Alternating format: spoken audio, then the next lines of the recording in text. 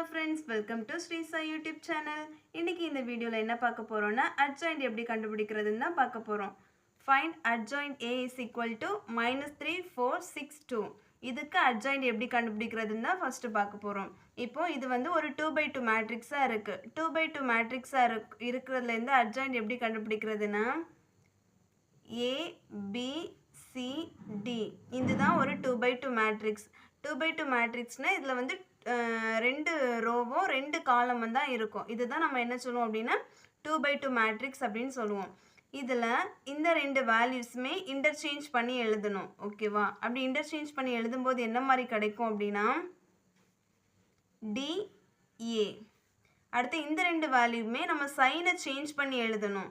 இப்போ இங்க plus values இருந்துச்சு அப்படின்னா அதை வந்து மைனஸ் சைன்ல போட்டு எழுதணும். இப்போ பிளஸ் சி இருக்கா, இங்க வந்து மைனஸ் சி போடணும்.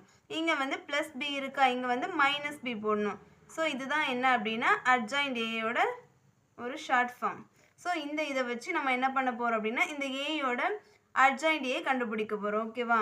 அப்போ adj is equal to இந்த ரெண்டையுமே என்ன பண்ணணும் அப்படின்னா இன்டர்சேஞ்ச் பண்ணி எழுதணும். இன்டர்சேஞ்ச் பண்ணி எழுதும்போது 2 -3. இந்த ரெண்டுக்குமே சைனை சேஞ்ச் பண்ணணும். இப்போ இங்க வந்து +4ல இருக்கு. அப்போ இதோட ஆன்சர் -4ல வரும். இது வந்து +6ல இருக்கு. இதோட ஆன்சர் -6ல வரும். ஸோ இதுதான் என்ன அப்படின்னா adjoint ஏயோட ஆன்சர்.